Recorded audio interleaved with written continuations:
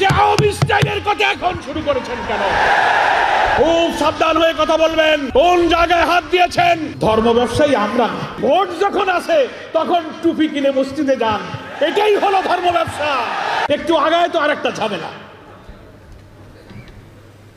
ফলে বাংলাদেশের সরকার, অন্তর্বর্তীকালীন সরকারকে একটি অবাধ, একটি নিরপেক্ষ গ্রহণযোগ্য নির্বাচনের পথেও যেমন ষড়যন্ত্র আছে, তেমনি আওয়ামী লীগ পতিত স্বৈরাচার বিদায় নেওয়ার পরেও এখন আওয়ামী লীগ রাজনীতির ময়দানে নেই, তারা পালিয়ে গেছে। 300 এমপি, এত মন্ত্রী কেউ খুঁজে পাওয়া যাচ্ছে না। ওরা জামাত ইসলামীকে যেভাবে দমন করে ফাঁসি দিয়ে আওয়ামী স্টাইলে জামাতের বিরুদ্ধে লেগেছিল, আওয়ামী লীগ রাজনীতির ময়দান থেকে হারিয়ে গেল। এখন নতুন করে ষড়যন্ত্র হচ্ছে, শুধু দেশের বিরুদ্ধে নয়, জামাতের বিরুদ্ধে আওয়ামী স্টাইলে বিরোধিতা শুরু হয়েছে। আমরা এই সমস্ত ষড়যন্ত্রকারীদের বলতে চাই, আওয়ামী লীগ ক্ষমতা রাজনীতি থেকে বিদায় নিলেও আপনারা যারা আওয়ামী স্টাইলে আবার জামাতের সমালোচনা শুরু করেছেন, আপনাদের কথার বন্ধ থেকে, কথার ভেতর থেকে কিন্তু ফ্যাসিবাদের গন্ধ পাওয়া যায়। ওরা জামাত ইসলামীকে ধর্ম ব্যবসায়ী বলেছিল, ওরা স্বাধীনতা বিরোধী বলেছিল, ওরা ৭১ বলেছিল। আপনি সে আওয়ামী স্টাইলের কথা এখন শুরু করেছেন কেন? জামাত ইসলামের বিরুদ্ধে যারা ষড়যন্ত্র করেছে, ইতিহাসে তারা পতিত স্বৈরাচার হয়ে বিদায় গ্রহণ করেছে। খুব সাবধান হয়ে কথা বলবেন। কোন জায়গায় হাত দিয়েছেন? যে মহান আন্দোলনের প্রতি আল্লাহর করুণা এবং ক্ষমা, বড় বড় শক্তিধররা এই আন্দোলনকে নির্মূল করার চেষ্টা করে নিজেরাই নির্মূল হয়ে গেছেন। আপনারা সেই অপরিণামদর্শী পথে পা বাড়াবেন না, আপনাদেরকে কিন্তু সেই পথেই হয়তো পরিণাম ভোগ করতে হবে। ধর্ম ব্যবসায়ী আমরা না, আমরাই বরং ধর্মকে মানি এবং ধর্মের ভিত্তিতে, ইসলামী আদর্শের ভিত্তিতে জীবন গড়ি এবং সমাজ গড়তে চাই। আমরা ধর্ম ভিত্তিক রাজনীতি করি। আর যারা ব্যক্তিগত জীবনে, পারিবারিক জীবনে, সামাজিক জীবনে ধর্ম মানেন না, কিন্তু ভোট যখন আসে তখন টুপি কিনে মসজিদে যান, এটাই হলো ধর্ম ব্যবসা। সারা বছর নামাজ নাই, রোজা নাই, দান নাই, খয়রাত নাই, ভোটের সময় আসলে নতুন পাঞ্জাবি, নতুন টুপি, ঘন ঘন মসজিদ, পকেটে আতর, জায়নামাজ, মাশাআল্লাহ, সুবহানাল্লাহ, ইন্নালিল্লাহ, আলহামদুলিল্লাহ, মুসাফা, কুলাকুলি, এইটার নাম হলো ধর্ম ব্যবসা।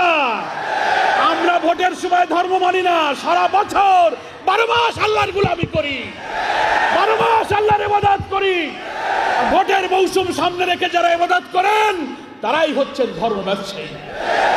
স্বাধীনতার 53 বছর পর স্বাধীনতার পক্ষ বিপক্ষ ধোয়া তুলে জামাত ইসলামীকে যদি সাইজ করতে চান, তো যারা সাইজ করতেছেন তারাই সাইজ হয়ে গেছে। স্বাধীনতার 53 বছর পর এই জাতির মধ্যে কোন প্রশ্ন তুলে অনৈক্য বিভেদ তৈরি করার এই ষড়যন্ত্রকে আমরা দেশের বিরুদ্ধে ষড়যন্ত্র মনে করি। দুঃখের সাথে বলতে চাই, বাংলাদেশের স্বাধীনতার অনেক পরে স্বাধীন হওয়া মালয়েশিয়া, সিঙ্গাপুরে, এখন আমরা তো শুরু করেছি, কিন্তু আমাদের সামনে দুইটা চ্যালেঞ্জ। একটা হলো অন্তর্বর্তীকালীন সরকার ক্ষমতায় এসে নতুন নির্বাচনের জন্য একটা পথে যাত্রা শুরু করেছেন। কি বলেন? 5 মাস হলো ক্ষমতায় আসার পরপরই একটার পর একটা চ্যালেঞ্জ। কি দেখছেন না আপনারা? 4টা প্রতি বিপ্লবের চেষ্টা করা হয়েছে, পাল্টা কু, জুডিশিয়াল কু, আনসার কাণ্ড, এই দাবি সেই দাবি, হিন্দু মুসলিম বৌদ্ধ ভাইদেরকে নিয়ে রাজনৈতিক খেলা, সচিবালয়ে আগুন। এ সরকারকেও স্বস্তির সাথে দেশ চালাতে দিচ্ছে না। সহ অসংখ্য নেতাদেরকে গ্রেফতার করে বৃদ্ধ বয়সে তিলে তিলে কারাগারে মৃত্যুর মুখে ঠেলে দেওয়া হয়েছে এবং আমাদের প্রিয় 5 জন নেতাকে ফাঁসিতে ঝুলে হত্যা করা হয়েছে।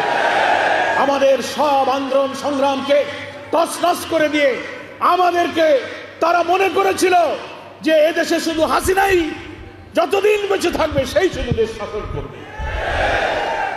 মানুষ হতাশ হয়ে গিয়েছিল। 3টা নির্বাচনে মানুষ ভোট দিতে পারে না, কোনো আন্দোলন সফল হয় না, হরতাল সফল হয় না, বিক্ষোভ সফল হয় না, জোট সফল হয় না। মানুষ আমাদের আপনাদের রাস্তাঘাটে দেখলে জিজ্ঞেস করত যে আপনারা কি করলেন, এ বোধহয় আর যাবে না, এ মরে না যাওয়া পর্যন্ত বিদায় হবে না। কি এরকম কথা বলতো না? কত মানুষ যে চোখের পানি ফেলেছে, সেজদায় গিয়ে অশ্রুসিক্ত হয়েছে। দেশে বিদেশে প্রবাসী বাংলাদেশি এবং ইসলামী আন্দোলনের বন্ধুরাও আমাকে ফোন করে বলেছে, কাবার চত্বরে আল্লাহর কাছে গিয়ে কেঁদেছে আল্লাহর ঘর ধরে, এই জালেম থেকে আল্লাহ তুমি দেশকে হেফাজত করো। কত মা, কত স্ত্রী, কত শিশুর চোখের পানি, কত বাপ হারা, স্বামী হারা, সন্তান হারা পিতার চোখের পানি এই জমিনে পড়েছে। আপনারা আমরাও জুলুমে জুলুমে আমরা যখন অতিষ্ঠ হয়ে যাচ্ছি, কারাগারগুলো যখন ইসলামী আন্দোলনের কর্মীতে কারাগারগুলো পরিপূর্ণ হয়েছে, একের পর এক শাহাদাত হচ্ছে, মানুষ বাড়ি ঘরে থাকতে পারছে না, ব্যবসা বাণিজ্য, চাকরি বাকরি, আমাদের সোলার ছেলেদের লেখাপড়া সব তছনছ হয়ে যাচ্ছে। একটা কালো যুগ আমরা পার করছিলাম। নিজেরাই যখন আল্লাহর কাছে নামাজ পড়ে অবসরে আল্লাহর কাছে ইবাদত করেছি, হাত পেতে মোনাজাত করেছি, আপনারা আমরা কত কাকুতি মিনতি করে, কাউকে বলা যায় না, শুধু আল্লাহকেই বলা যায়, এমন করে আমরা আল্লাহকে বলেছি, আল্লাহ এই জাতিকে তুমি উদ্ধার করো, আমাদের নেতাদের এই শাহাদাতকে তুমি কবুল করো। আমরা জানি না আল্লাহ তাআলা কার চোখের পানি কবুল করেছেন, কার ইখলাসকে কবুল করেছেন, কার ফাঁসিকে, কার শাহাদাতকে মঞ্জুর করেছেন আমরা জানি না। কিন্তু 24-এর 5 আগস্ট আসমানের মালিক আমাদের রব আসমান থেকে জাতির জন্য করুণা এবং রহমতের ধারা নাজিল করলেন। আলহামদুলিল্লাহ। হাসিনা যা ইচ্ছা করেছিল, হাসিনার ইচ্ছা পূরণ হয়নি। আল্লাহ তাআলা কোরআন শরীফে বলেছেন, ওমা তাশাউনা ইল্লা আইয়াশা আল্লাহু রাব্বুল আলামিন, তোমাদের কোনো ইচ্ছাই পূরণ হয় না যতক্ষণ আল্লাহ তাআলা তা ইচ্ছা না করেন। কি বলেন, ঠিক কিনা?